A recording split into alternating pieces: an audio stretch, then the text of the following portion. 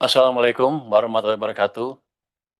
Selamat siang, salam sejahtera bagi kita semua. Shalom, Om Swastiastu, Namo Buddhaya, salam kebajikan, Rahayu.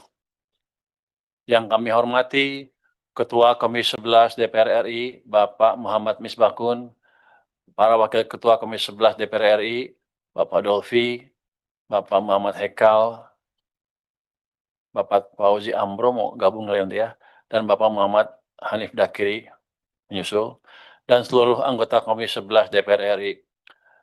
Yang kami hormati Wakil Menteri Sekretaris Negara Bapak Bambang Eko Suharyanto, Wakil Menteri Hukum Bapak Edward Omar Syarif Hiaris, para pejabat pimpinan tinggi Madya Kementerian Keuangan, Kementerian Hukum, Kementerian Sekretariat Negara, serta Kementerian Investasi dan Hilirisasi BKPM, para pimpinan dan antara beserta seluruh jajaran, serta Bapak Ibu hadirin sekalian yang kami muliakan. Dan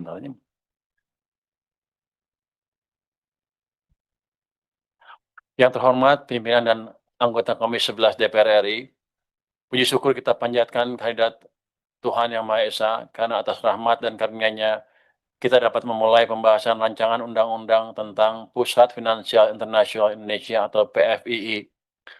Rancangan undang-undang ini disusun sebagai bagian dari upaya pemerintah untuk mewujudkan perekonomian nasional yang lebih kuat, inklusif, berkelanjutan, dan berdaya saing global sebagaimana tercermin dalam program Asta Cita. Upaya ini merupakan pengejawantahan amanat dalam Undang-Undang Dasar Negara Republik Indonesia tahun 1945, yakni bahwa tujuan pembangunan ekonomi nasional pada akhirnya adalah mewujudkan kesejahteraan dan kemakmuran bagi seluruh rakyat Indonesia.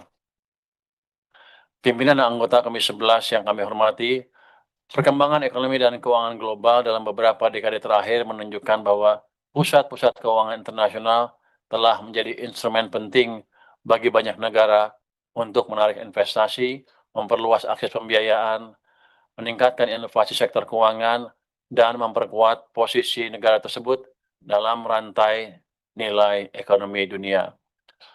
Peradaan pusat keuangan internasional memungkinkan mobilisasi modal global yang lebih efisien, mendorong pengembangan produk dan layanan keuangan yang inovatif, serta menciptakan lapangan kerja dengan nilai tambah tinggi.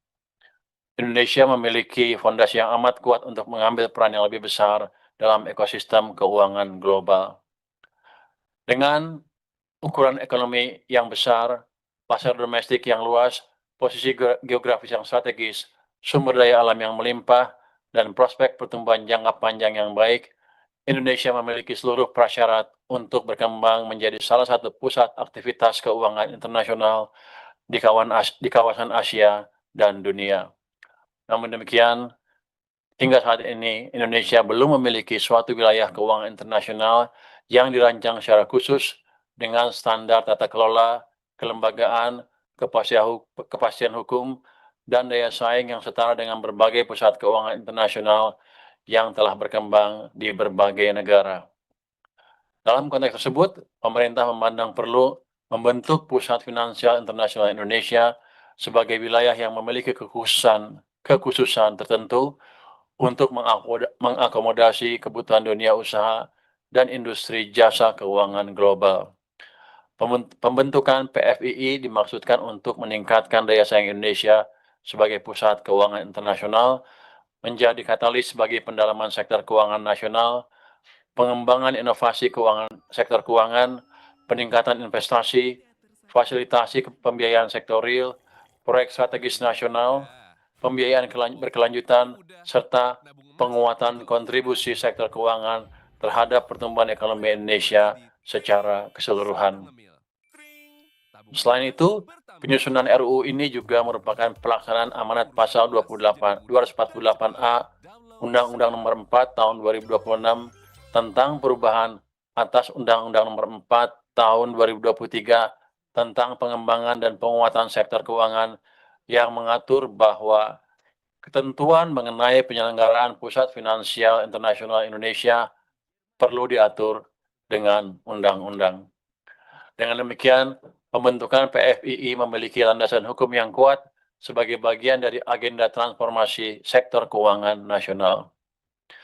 Pimpinan dan anggota Komisi 11 DPR RI yang kami hormati, RUU ini mengatur pembentukan PFII sebagai suatu wilayah dalam Negara Kesatuan Republik Indonesia yang diberikan kekhususan tertentu untuk mendukung kegiatan usaha sektor keuangan, kegiatan usaha penunjang jasa keuangan, serta kegiatan ekonomi lainnya yang mendukung pengembangan ekosistem pusat keuangan internasional. PFI tetap merupakan bagian yang tidak terpisahkan dari wilayah NKRI dan tetap tunduk kepada kedaulatan negara Republik Indonesia. Untuk menjamin efektivitas penyelenggaraan PFII, RUU ini membentuk struktur kelembagaan yang antara lain untuk melakukan fungsi penyelenggaraan, pengelolaan, pengawasan, dan pengadilan. Kelembagaan tersebut dirancang untuk menciptakan tata kelola yang profesional, independen, transparan, dan akuntabel, sekaligus memastikan koordinasi yang kuat dengan pemerintah dalam penyelenggaraan wilayah keuangan internasional tersebut. RUU ini memberikan pengaturan yang memungkinkan berkembangnya berbagai kegiatan usaha keuangan modern dan bersandar internasional. Pengaturan tersebut diharapkan dapat memperluas instrumen pembiayaan dan investasi yang tersedia bagi perekonomian nasional. Dalam rangka menciptakan iklim investasi yang kompetitif dan memberikan kepastian bagi pelaku usaha global, RUU ini juga mengatur berbagai fasilitas dan kemudahan berusaha, termasuk fasilitas keimigrasian, ketenagakerjaan, residensi, perizinan, serta fasilitas perpajakan yang dirancang secara terukur untuk menarik investasi jangka panjang dan mendorong aktivitas ekonomi bernilai tambah tinggi di Indonesia. Kebijakan tersebut diharapkan mampu meningkatkan daya tarik Indonesia sebagai tujuan investasi global, sekaligus memperbesar manfaat ekonomi yang diterima masyarakat dan dunia usaha nasional. Pimpinan dan anggota Komisi 11 DPR RI yang kami hormati, salah satu unsur terpenting dalam keberhasilan suatu pusat keuangan internasional adalah tersedianya kepastian hukum dan mekanisme penyelesaian sengketa yang cepat, profesional, dan dipercaya oleh pelaku usaha internasional. Oleh karena itu, RUU ini mengatur pembentukan pengadilan PFII yang memiliki kewenangan khusus untuk memeriksa, mengadili, dan memutus sengketa-sengketa yang berkaitan dengan aktivitas usaha di PFII serta sengketa komersial internasional yang memiliki keterkaitan dengan wilayah tersebut. Pengaturan ini diharapkan dapat meningkatkan kepercayaan investor dan memberikan jaminan kepastian hukum yang sangat dibutuhkan dalam transaksi bisnis dan keuangan lintas negara. RUU ini juga mengakomodasi penerapan praktik-praktik terbaik internasional dengan tetap menjaga prinsip kedaulatan hukum nasional. Dalam batas-batas tertentu, PFII dimungkinkan untuk mengadopsi, menginkorporasi, menerapkan, atau menyesuaikan prinsip-prinsip hukum komersial internasional dan standar internasional yang telah terbukti mendukung efisiensi serta kepastian dalam aktivitas bisnis global. Kebijakan tersebut tidak dimaksudkan untuk mengurangi kedaulatan hukum Indonesia, melainkan untuk meningkatkan daya saing Indonesia dalam menarik aktivitas ekonomi dan keuangan global. Untuk memastikan kedaulatan hukum nasional tetap terjaga, pemerintah telah melakukan dialog dan mendapatkan dukungan serta masukan dari Mahkamah Agung atas substansi pengadilan PFII ini. Manfaat PFII tidak hanya akan dirasakan oleh pelaku usaha di wilayah tersebut, tetapi juga akan memberikan dampak yang lebih luas terhadap perekonomian nasional melalui peningkatan investasi, penciptaan lapangan kerja, transfer pengetahuan, pengembangan sumber daya manusia, dan peningkatan daya saing Indonesia secara keseluruhan.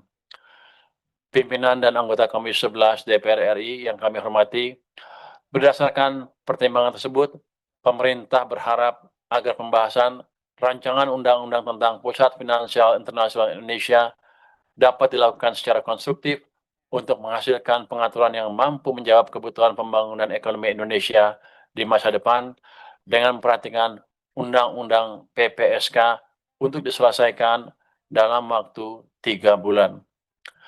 Atas perhatian, dukungan, serta kerjasama yang baik dari pimpinan dan anggota Dewan Perwakilan Rakyat Republik Indonesia, kami menyampaikan apresiasi dan terima kasih. Semoga Tuhan Yang Maha Esa senantiasa memberikan petunjuk dan bimbingan kepada kita semua dalam mengemban amanah bagi kemajuan bangsa dan negara. Wassalamualaikum warahmatullahi wabarakatuh. Om Shanti Shanti Om. Namo Buddhaya. Salam kebajikan. Rahayu. Terima kasih.